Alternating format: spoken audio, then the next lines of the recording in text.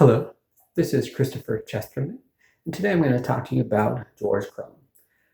He is most famously known for inventing the potato chip. That narrative, though, is false. However, the portrayal of his character is somewhat accurate. So, who was he?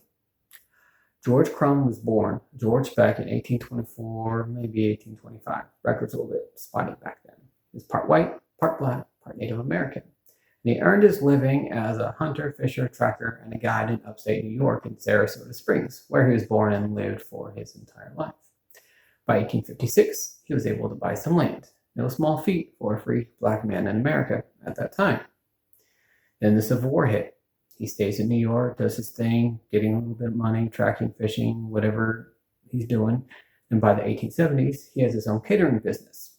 And he got into a bit of luck when his competitor, maybe friend, Peter Francis, suffered a fire in 1871-ish, give or take, and basically couldn't recover, and he and his family declined after that.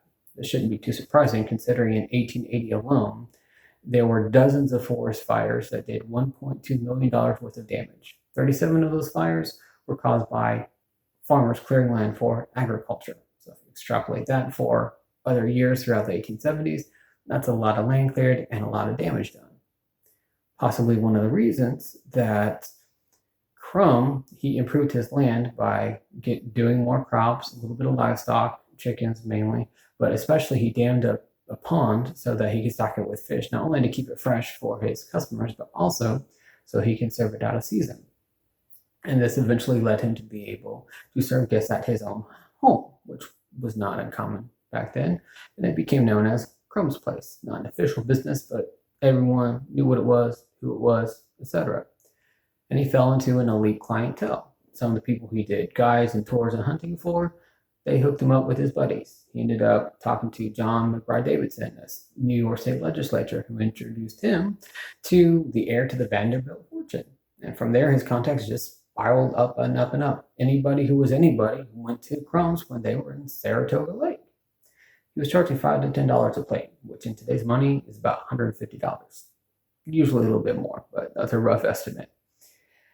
And he got print recognition in the 1880s. Partially due to the urbanization of America. There are more people living in the cities, more attention was being spent on who was going where, who was doing what. And for example, Troy, 30 miles south of Saratoga Springs, where Crum is, huge population growth, almost 10,000 every decade starting in 1850, except for the 1860s with the Civil War and so forth. But also, statistically, there was just as great a move as there was out west, there was from the country to the city in the east. So those two things were happening at the same time. And the New York State farms average size decreased by over 20 acres in 40 years from 1850 to 1890.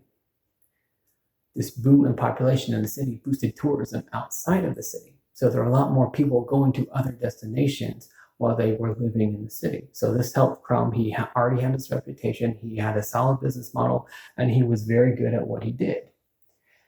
And so through the 1890s, tourism increased. He was getting a little bit older, but he was skilled at his job. He did hard work, and he used his own land. That was a key factor. A lot of the other places, they had to still get game from other places. That's actually what he used to do as a tracker. Is he would give game to other lake houses. And so he did it himself, so he wouldn't have to rely on other people as much. And in addition to his restauranting, he actually bought and sold mortgages on other lands. And he even gave out loans. There's one record of him suing a guy because he didn't pay back $50 that he loaned him. So he was very financially astute, very aware of the land values.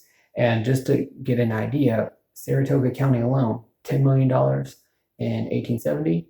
The land in Saratoga County was worth almost $40 million by 1890. So just having land alone, you could almost quadruple the money. So he was smart about that. 1890s, he was getting a lot older, getting into his 80s or 70s and 80s. And he retired, came back, retired, came back. And then after the third time, he finally retired. And he died in 1914. Why was he so successful? He was very skilled in what he did. He adapted to their circumstances, and he was very shrewd with his money. Thank you for your time.